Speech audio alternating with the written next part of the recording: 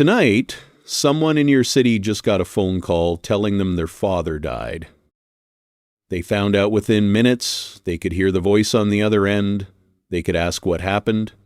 They could make arrangements, call their siblings, fall apart, and be talked through it, all within an hour of the moment it occurred. That is so ordinary it barely registers. But for most of human history, the death of someone you loved could travel no faster than a horse, a ship, or a man's legs, and by the time the news reached you, weeks or months had passed, and the person had already been buried by strangers in a city you'd never see. In the spring of 1845, a woman named Eliza Donner's family packed their wagons in Illinois and headed west toward California. They left behind relatives, neighbors, a world they knew. And when disaster found them in the Sierra Nevada mountains that winter, when the snow closed in and the passes froze and people began to die, none of their family back home in Illinois knew anything at all. Not for months, not until writers and newspapers carried the story east through the spring thaw. By then, nearly half the party was gone. That wasn't a communication failure. That was just how the world worked. Before the telephone, before the telegraph, before any technology that could move a message faster than a physical body, bad news traveled at the speed of geography. It could take 3 days to cross England. It could take 6 weeks to cross an ocean. It could take months to reach the western frontier of America, and by the time it arrived, whatever emergency had triggered the message was already resolved, one way or another, without you.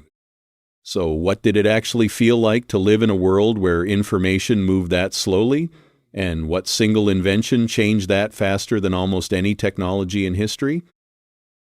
The ancient world understood very clearly that information was power, and that whoever moved it fastest held an enormous advantage over everyone else.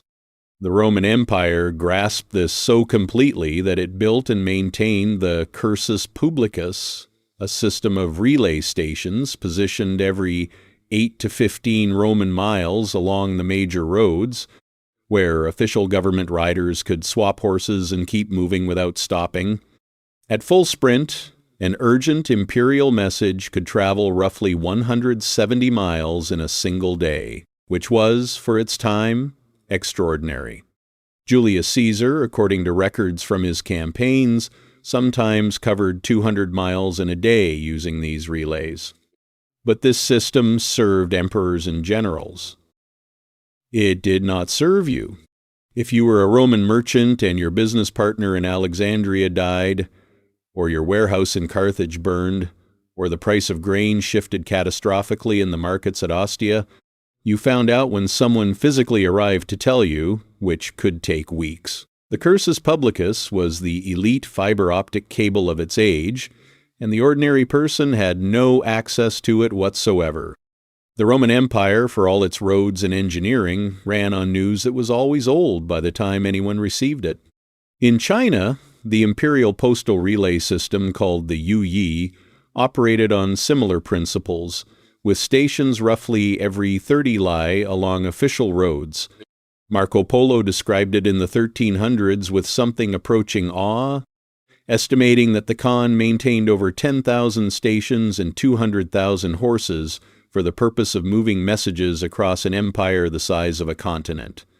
A message from Beijing could, under ideal conditions, reach the Persian border in weeks rather than months.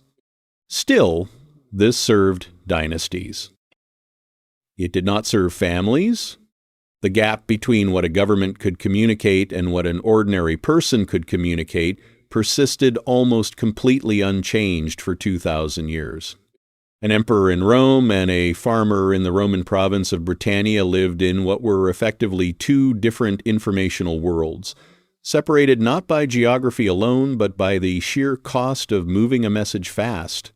In medieval Europe, that cost was staggering.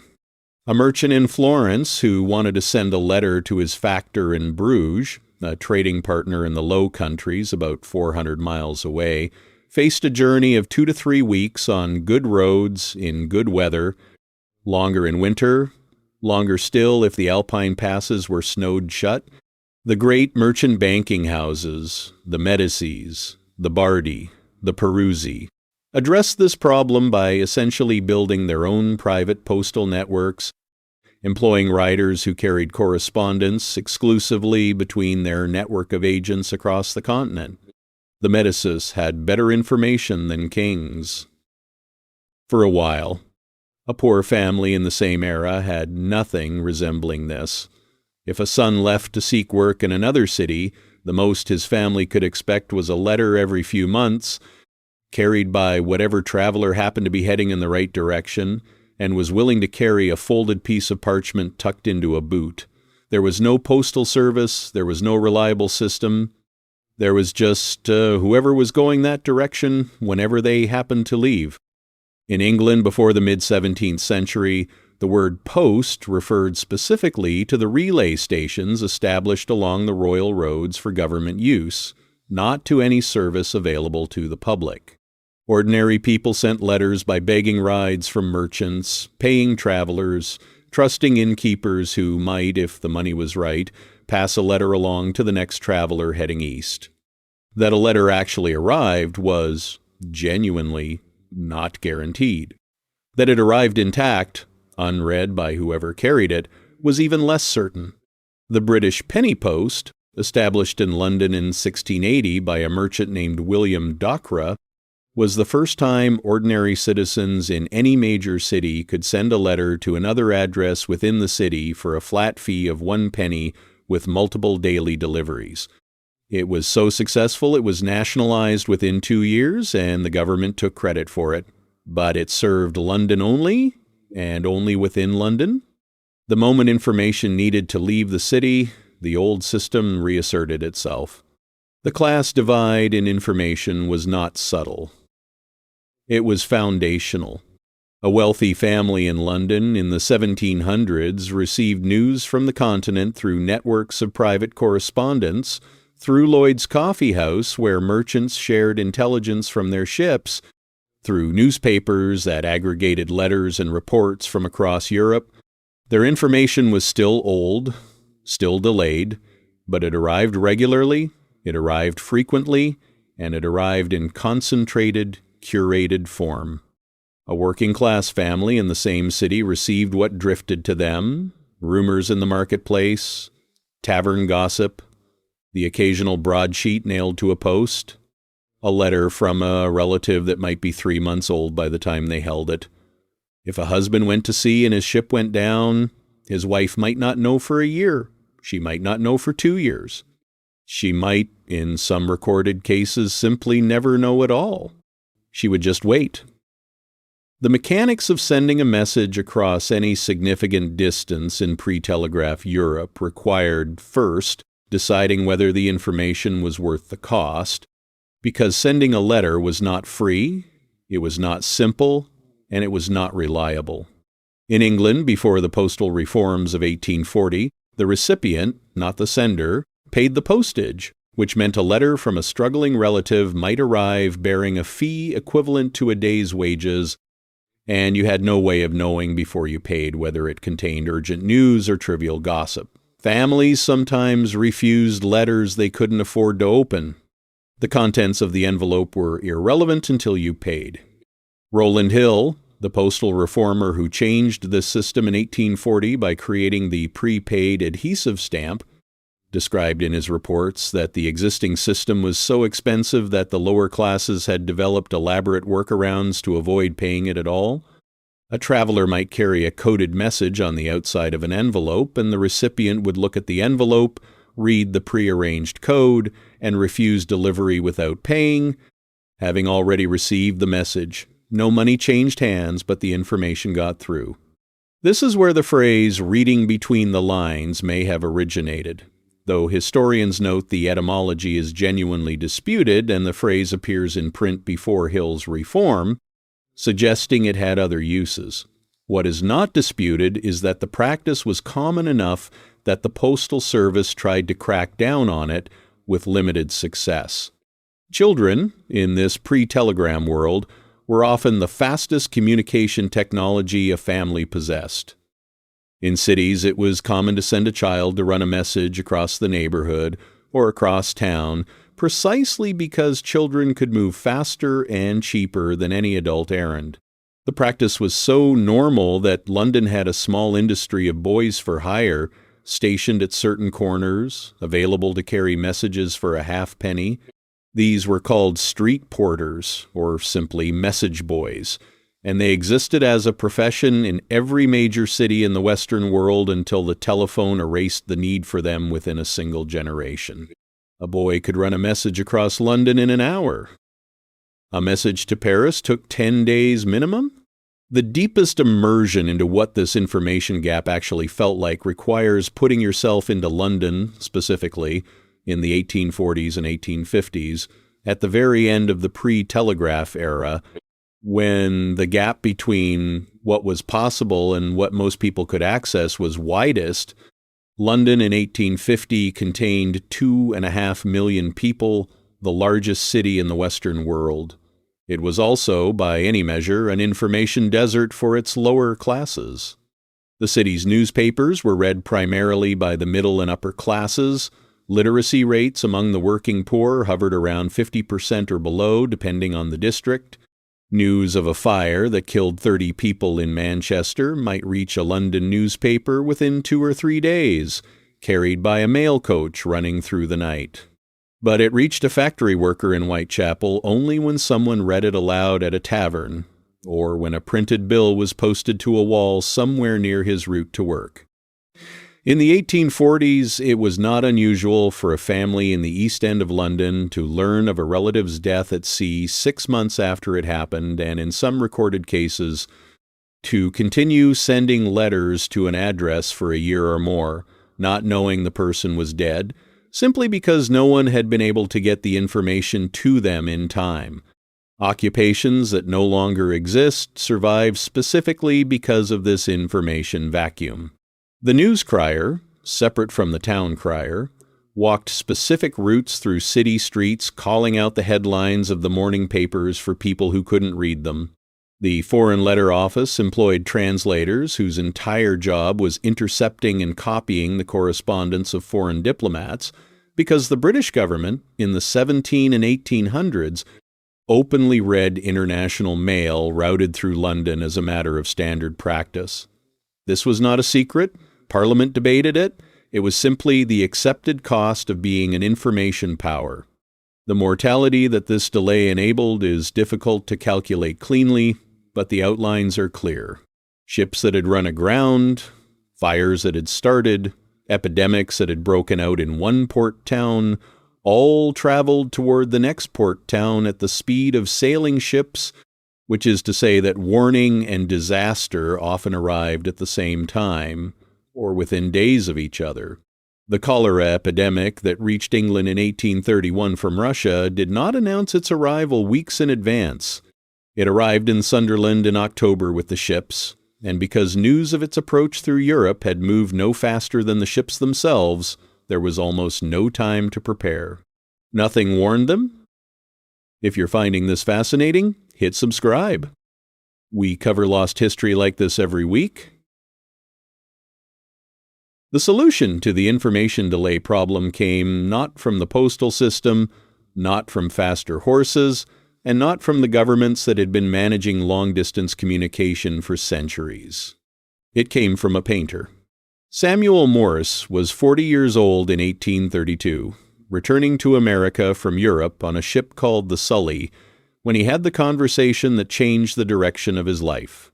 He had spent years in Europe studying painting. He was a successful portrait artist. He had no formal training in electrical science whatsoever.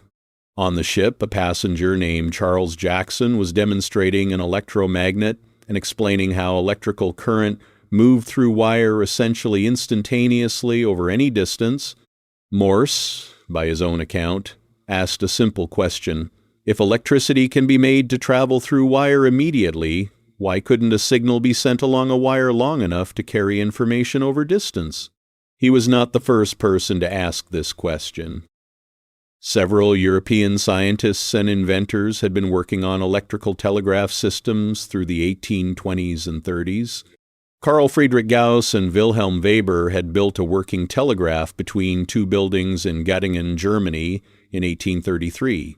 William Fothergill Cooke and Charles Wheatstone had patented a telegraph system in England in 1837, but Morse's contribution was not the concept. His contribution was the code.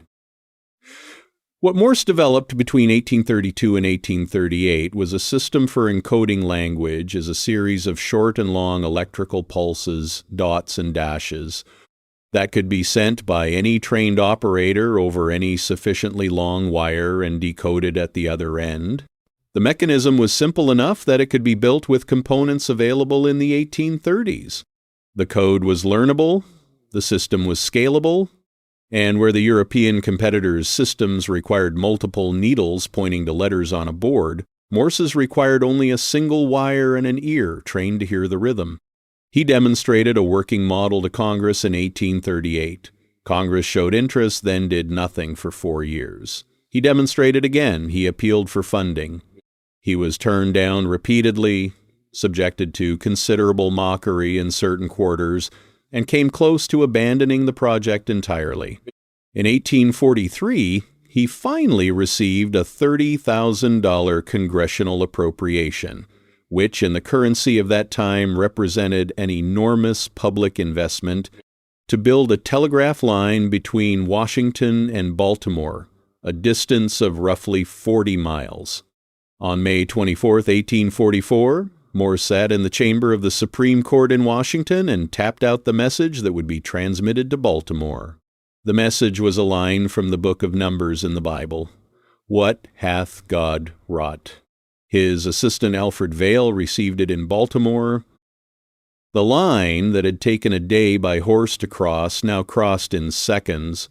But here is the adoption gap that the history of the telegraph tends to skip over. The telegraph in 1844 connected Washington to Baltimore.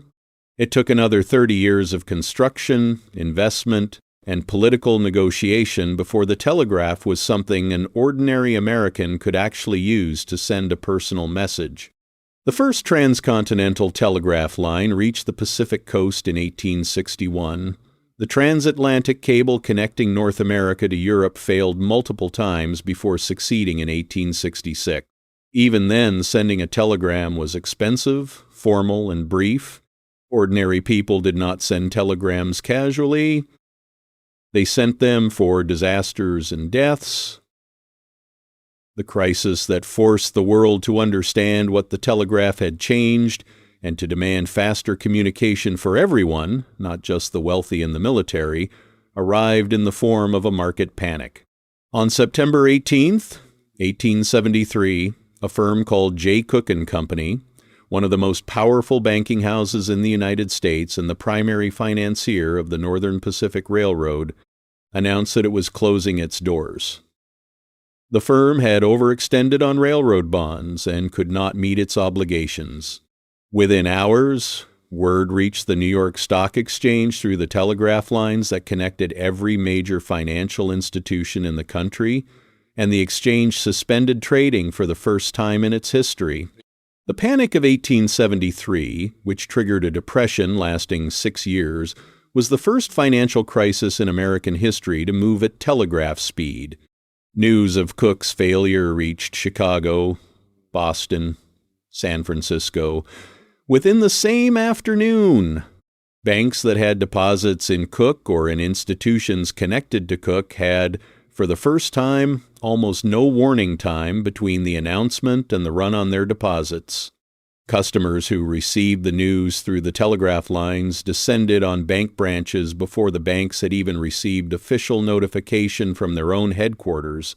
The telegraph had compressed the time between cause and consequence to nearly zero.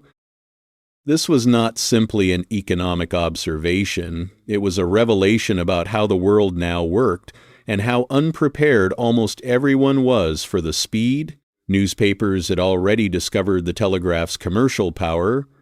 forming the Associated Press in 1846 specifically to share the cost of telegraph lines and distribute news faster than any single paper could afford to do alone. By 1873, a major story in New York could appear in a California newspaper the following morning. But the infrastructure for ordinary people to use the telegraph for personal communication remained expensive, formal, and limited. The Panic of 1873 generated something that slower panics had never produced: a public demand for instant communication as a right, not a luxury.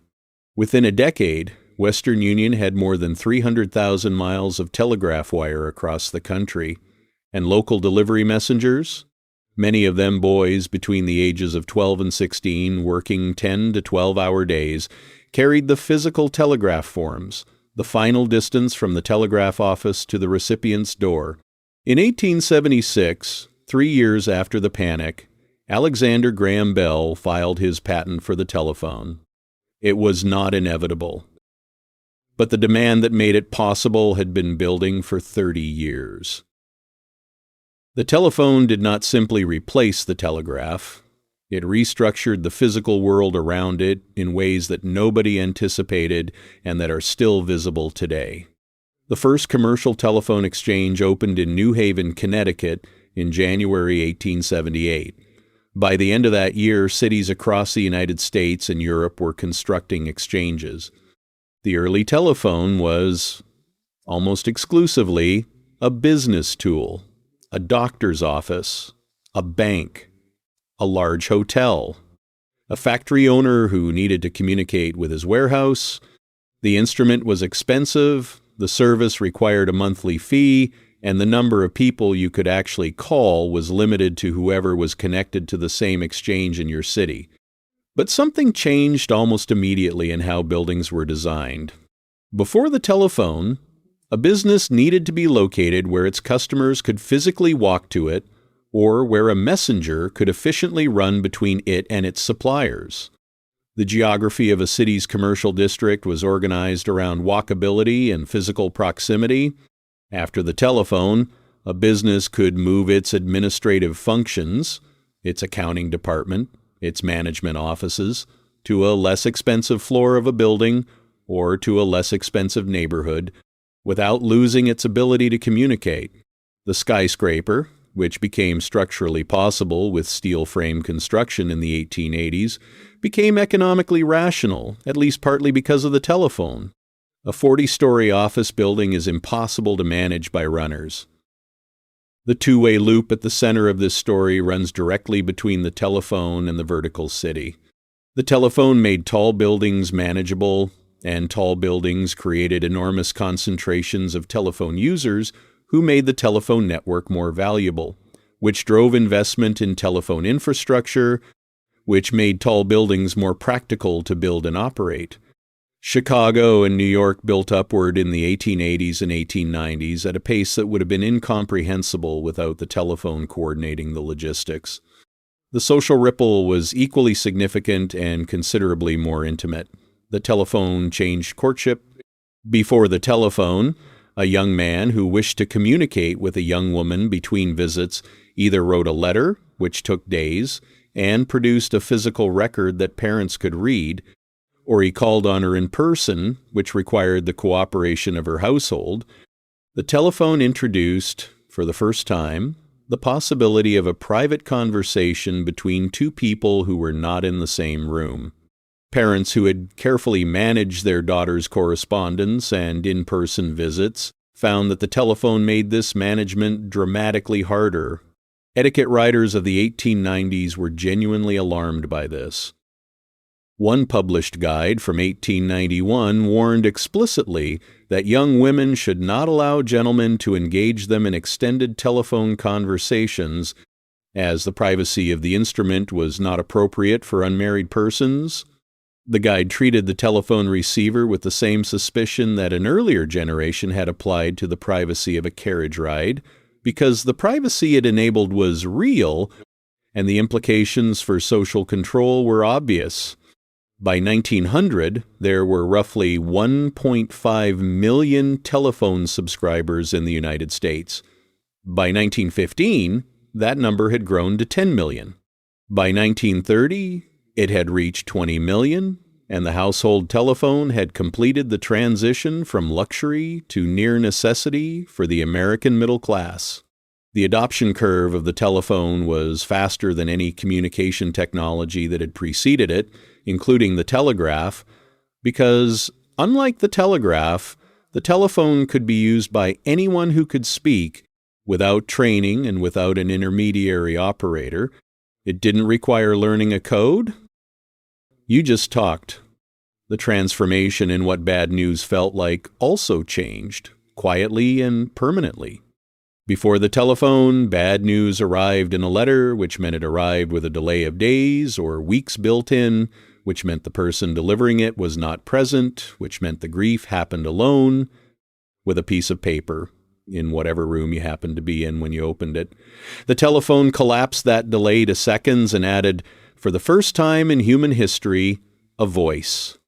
A voice that might be breaking. A voice that was already crying. You heard the news and you heard the grief in the voice simultaneously, and the shared experience of receiving devastating news together in real time is something so ordinary to us now that we have forgotten it was invented. Tonight, somewhere in your house, there is a device that could reach almost any human being on Earth in seconds. Most days you use it to ask a question you already half know the answer to, or to send a message that could probably wait until morning, but occasionally it rings, and the voice on the other end is already changed by something they have to tell you, and you hear it immediately, without delay, without a letter, without a messenger boy running through the rain, without waiting for a ship to dock. The woman whose husband went to sea in 1845 and never came back waited for information that never came. She waited through one winter and then another, not knowing. Every port city in the Victorian world had versions of her, women and men who had sent someone away and were waiting for news that moved at the speed of horses and ships and strangers willing to carry a letter in a coat pocket. The telephone did not change death.